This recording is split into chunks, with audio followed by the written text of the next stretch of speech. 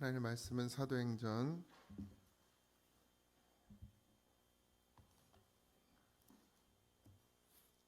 12장 1절에서 3절입니다. 사도행전 12장 1절에서 3절입니다. 다 찾으셨나요? 우리 한 목소리로 합독하겠습니다. 시작.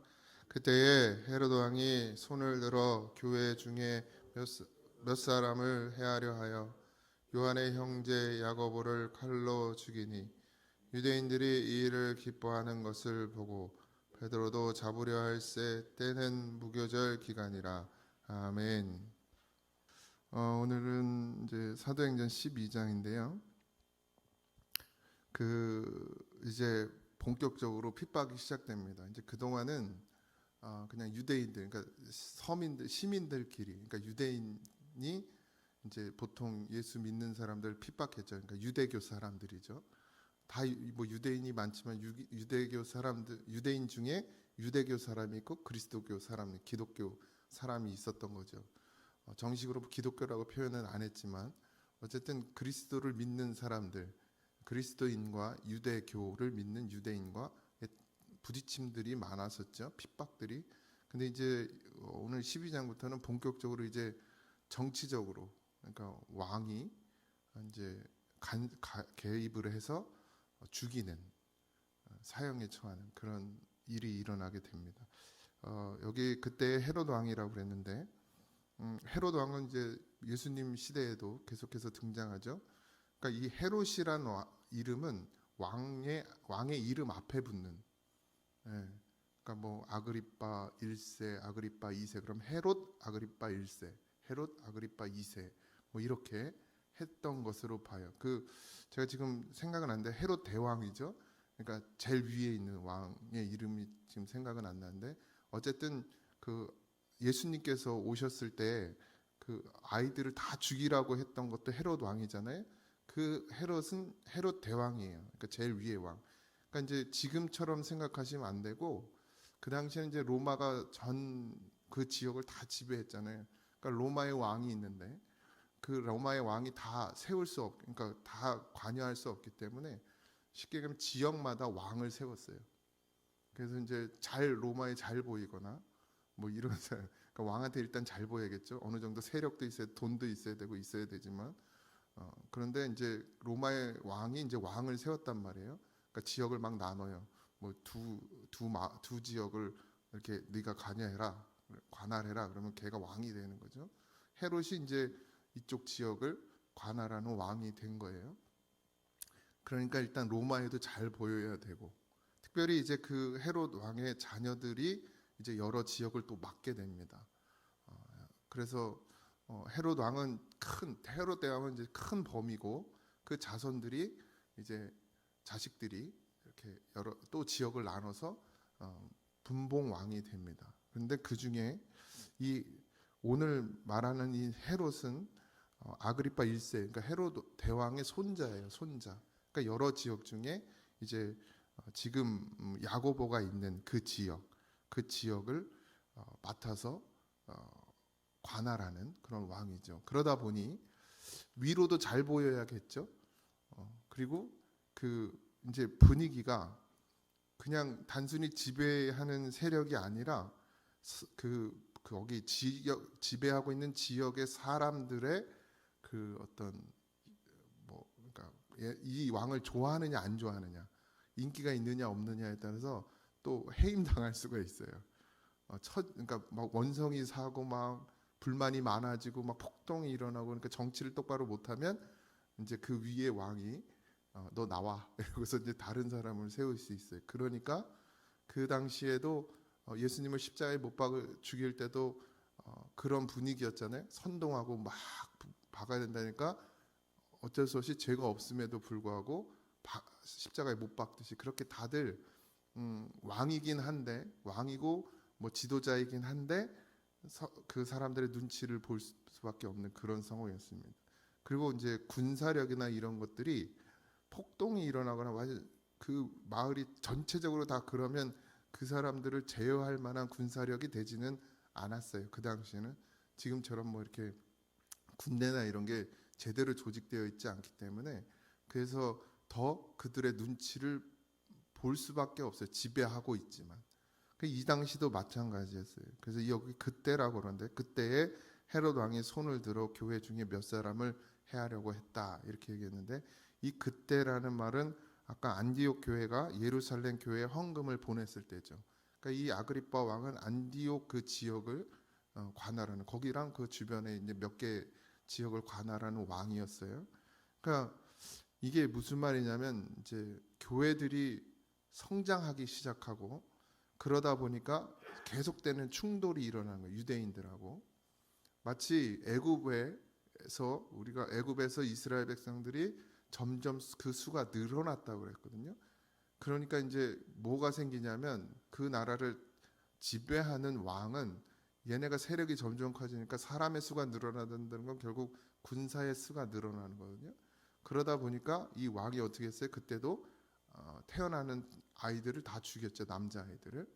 그리고 막 핍박을 하고 괴롭혔죠. 그래서 결국 이제 나오게 된 것처럼 이 시대에도 이제 그러니까 유대교를 믿는 그 유대인들이 자꾸 이제 싸움이 일어나고 다툼이 일어나고 또 막 불만을 토로하고 원성이 높아지니까 왕의 입장에서는 그리고 이 기독교 세력이 자꾸 늘어나니까 경계해야 될 대상이 된 거죠.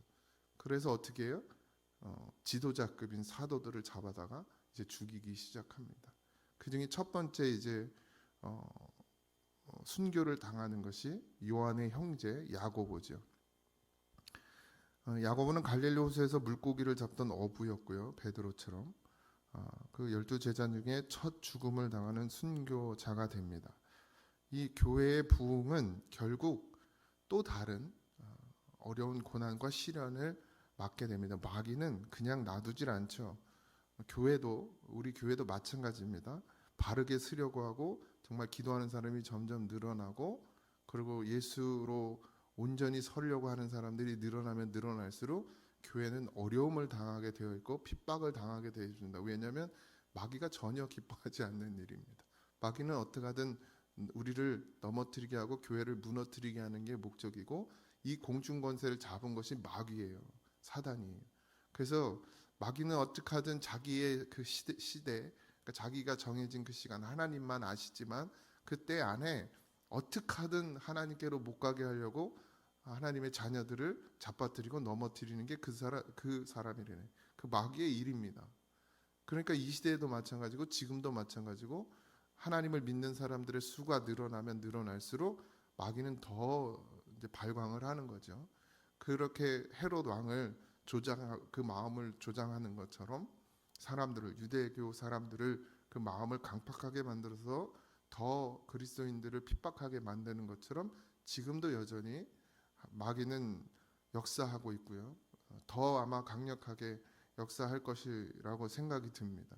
교회가 교회되어지고 교회가 하나님이 기뻐하시는 곳이 되어져 가면 여러분들 각자가 교회로서 바르게 서가고 그 믿음의 정도가 자라면 자랄수록 마귀는 더 여러분들 안에서 극렬하게 몸부림을 치는 거죠. 죽이려고 여러분들을 계속 자기 백성 만들려고 그렇게 몸부림을 치는 것이죠. 이곳에도 그런 역사가 초대교회에서도 일어났고 이 죽음을 두려워하진 않았죠. 사도들은 당연한 것으로 여겼고 당연히 그걸 각오하고 그 길을 걸어갔습니다. 저는 목회자고 그 당시로 말하면 사도인데 과연 죽인다 그러면 내가 계속 버팅기고 있을 수 있을까 뭐 이런 고민을 해봤어요. 우리 중에 예수 믿으면 이제 죽인다고 그러면 이거 예수 믿을 수 있는 사람이 얼마나 있을까? 이 코로나 초기에도 얼마나 그런 것 때문에 많이들 힘들었어요. 교회가 마스크 쓰는 거, 뭐 교회에서 예배 못 드리게 하는 거, 법이니까 지켜야 된다. 또 그걸 왜 지키냐? 예배를 드려야 된다. 이걸로도 많이들 서로 기독교인들끼리도 서로 싸우고 목사들끼리도 서로 싸우고 그랬던 시절이 있는데 과연 그럼 이것이 뭐가 맞는지도 저도 헷갈려요. 사실 법을 지키는 것이 미국도 그 기독교 국가임에도 불구하고 뭐 또 진짜로 그 나라의 법에 협조하고 그렇게 혼란하고 어지러운 상황 중에 그래도 교회가 그것을 저기 같이 동참해서 그 어려움을 극복해야 된다고 하는 그런 기독교인들도 있고, 또 반대로 그래도 예배는 드려야 된다. 그래서 뭐 주차장에서 모여서 예배를 드리고 바깥에서 그러다 또 잡혀가기도 하고, 경찰이 기다리고 있어요. 노래 부르기를. 그래서 찬송 부르면 하나씩 잡아가는 그런 장면을 보기도 했어요. 여러분들 지금 우리는 믿음의 평안한 시대에 어쩌면 있다고 생각할 수도 있죠. 뭐 밥 먹는데 불편함 없고 교회 다니는데 불편함 없고 먹고 사는데도 불편함 없고, 그런데 마귀는 그걸 이용하죠. 마귀는 또 그걸 이용해요. 우리로 하여금 편안하다 편안하다 편안하다 편안하다 해서 더 눕자 더 자자 더 놀자 이렇게 만드는 것이 교회입니다. 아니 마귀입니다.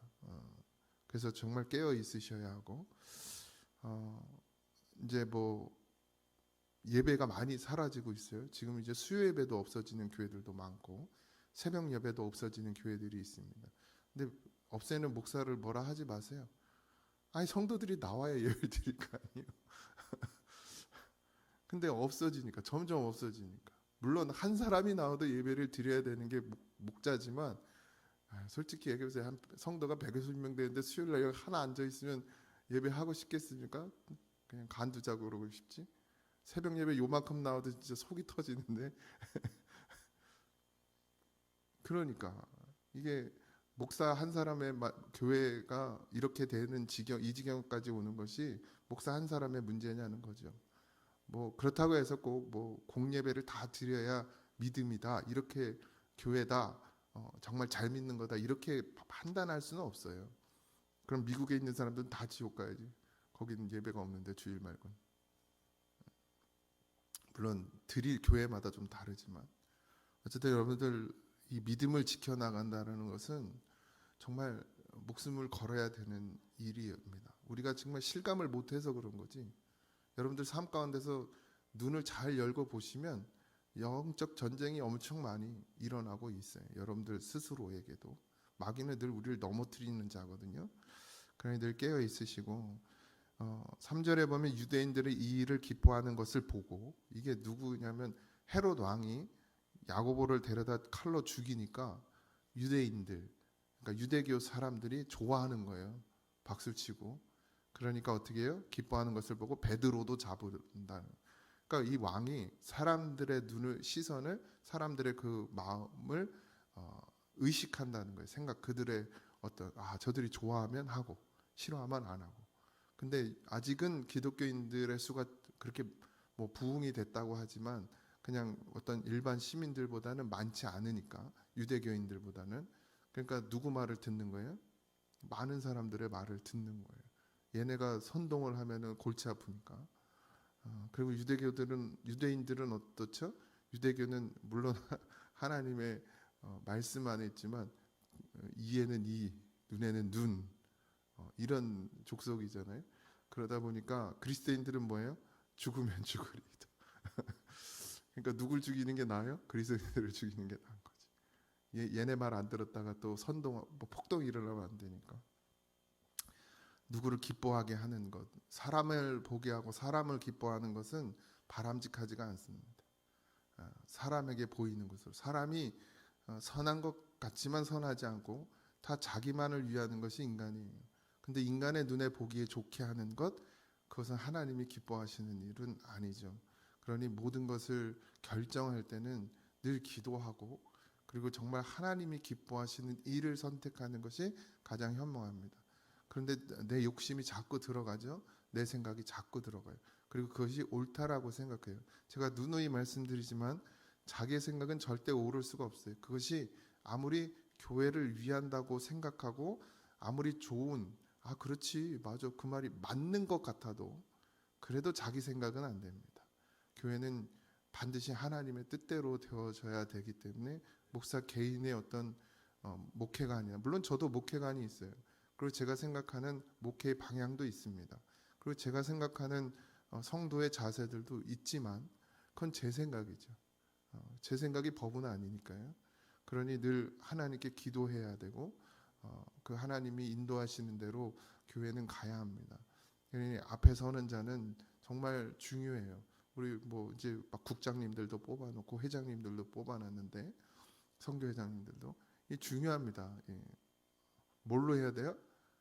생각으로 막 어떤 막 열심 내 생각으로 해보자 막 이런 걸로 하면 큰일 나요. 반드시 기도하고 하나님이 내게 주시는 마음을 가지고 그렇게 선한 뜻을 이루어 가야지 어느새 내 생각에 사로잡혀서 이렇게 해야지 하면 다 무너지는 거예요. 그러니 늘 기도하시고 깨어 있으시기 바라고 오늘 하루도 예수님 안에 사는 그런 하루가 되길 소원합니다. 여러분들 눈을 잘 열고 계셔서 깨어 있으셔서 마귀의 역사를 잘 보셔야 돼요. 여러분들을 무너뜨리고 가정을 무너뜨리고 교회를 무너뜨리는 역사는 지금도 있습니다. 눈에 보이지 않고 우리가 느끼지 못하고 생각하지 못해서 그렇지 깨어 있으면 보여요.